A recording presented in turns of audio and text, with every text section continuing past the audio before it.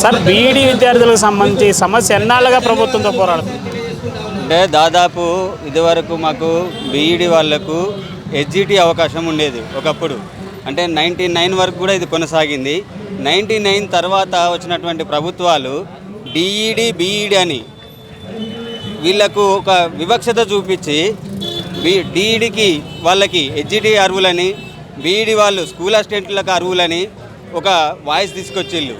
అదేవిధంగా అప్పుడు ఉన్నటువంటి ప్రభుత్వాలు చేసినటువంటి తప్పిదం ఏంటి అంటే, మాకు ఒక అవకాశం ఉన్నది కదా అని చెప్పేసి మా దాంట్లోకి వెళ్ళి ఇంకొక 20%ను, అంటే మాకు 50-50 ఛాన్స్ ఉండే, దాన్ని ఇంకొక 20% కలిపి వాళ్ళకు ప్రమోషన్ రూపంలో ఇచ్చి గత ప్రభుత్వాల యొక్క విచక్షణ రహిత అధికారంతో వాళ్ళ అధికార దాహం కోసం వినియోగించుకొని ఈరోజు బీఈడీ విద్యార్థులకు అన్యాయాన్ని గురి చేసే విధంగా చేసిళ్ళు.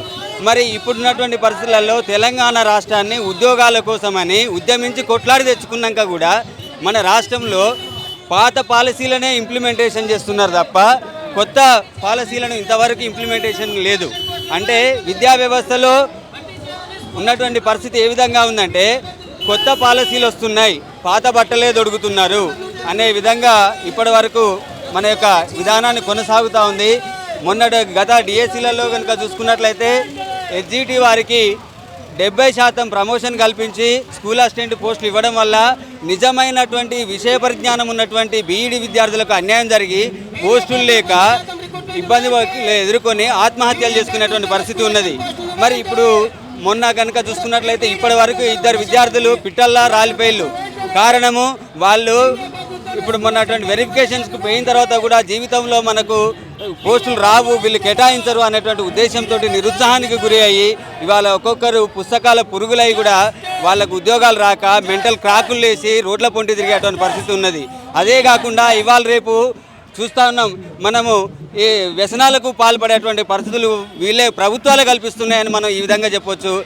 దాదాపు కనుక చూసుకున్నట్లయితే మన అక్కలు చెల్లెళ్ళు చాలామంది కూడా 100కి 90 మార్కులు తెచ్చుకున్నా కానీ డిఎస్సీలో పోస్టులు రానటువంటి పరిస్థితి ఇంతగానం దారుణం ఏ డిపార్ట్మెంట్లో ఉందని మేము క్వశ్చన్ చేస్తూ ఉన్నాం. మరి ఇప్పటికైనా ప్రభుత్వం కళ్ళు తెరిచి మాకు రావాల్సినటువంటి పోస్టులను, న్యాయబద్ధమైన పోస్టులను న్యాయబద్ధంగానే ఇవ్వండి. కొంతమంది అంటున్నారు ఇవాళ మీరు కూడా డిఈడి చేసి మళ్ళీ స్కూల్ అసిస్టెంట్గా ప్రమోషన్ పొందొచ్చు కదా అని అంటున్నారు, హెచ్జిటి పోస్టులు కొట్టుకోవచ్చు కదా అంటున్నారు.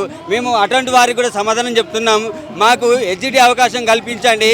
వాళ్ళైతే ఇన్ సర్వీస్ కల్పించుకొని ఇన్ సర్వీస్లో బీఈడి చేసి ఎట్లయితే స్కూల్ అసిస్టెంట్ పోస్టులు కొడుతున్నారో మరి మేము కూడా హెచ్జిటికి వస్తాం, మాకు కూడా ఇన్ సర్వీస్ కల్పిస్తే మేము కూడా డిఈడి చేసి మేము వస్తూ ఉంటాం అని మేము మీకు తెలియజేసుకుంటున్నాం.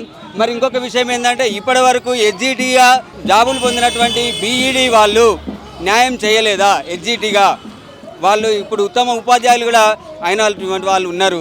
మరి ఇలాంటి వాళ్ళకి సపోర్ట్గా ఉండాలి అంటే, మరి అదేవిధంగా జాబులు రానటువంటి వాళ్ళకి న్యాయం జరగాలంటే ఈ ఉద్యమాలు తప్పే పరిస్థితి లేదని ఈరోజు మనము ఇందిరా పార్క్ వద్ద ధర్నాను నిర్వహించుకోవడం జరిగింది. మరి ఇప్పుడు కనుక చూసుకున్నట్లయితే ఎప్పుడైతే గత ప్రభుత్వము తప్పిదం చేసిందో అదే ప్రభుత్వం ఇప్పుడు ఆంధ్రాలో 100కి 70% డైరెక్ట్ రిక్రూట్మెంట్ ద్వారా 30% ప్రమోషన్స్ ద్వారా ఆంధ్రాలో కల్పిస్తున్నది. మున్సిపల్ స్కూల్స్లలో దాన్ని ఇంప్లిమెంటేషన్ చేసిన వాళ్ళు మన వాళ్ళే. ఇప్పుడు రాబోయే నోటిఫికేషన్లో వాళ్ళది మ్యాటర్ కూడా మనకు పేపర్ స్టేట్మెంట్ల ద్వారా చూస్తూ ఉన్నాం. అదేవిధంగా మన ప్రభుత్వం కూడా మా యందు దయ ఉంచి, బీఈడి వాళ్ళ అందు దయ ఉంచి జేఏలకి ఎట్లయితే 90% డైరెక్ట్ ప్రమోషను, తర్వాత డైరెక్ట్ రిక్రూట్మెంటు 10% ప్రమోషన్ కల్పించిందో అదేవిధంగా మాకు బీఈడి వాళ్ళకు కూడా 100% డైరెక్ట్ రిక్రూట్మెంట్ ద్వారా మాకు ఇవ్వాలని మేము ప్రభుత్వాన్ని విన్నవించుకుంటున్నాం.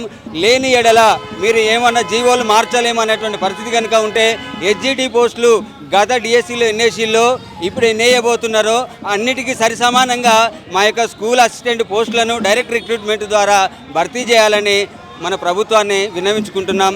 ఎందుకంటే మనకు ఒక మంచి అవకాశము, విద్యాశాఖ మంత్రి, ముఖ్యమంత్రి ఒకరే కావడం, మనము ఎవరి దగ్గరికి పదే పోనవసరం లేదు, ఒకరే నిర్ణయం తీసుకునే అవకాశం ఉంది.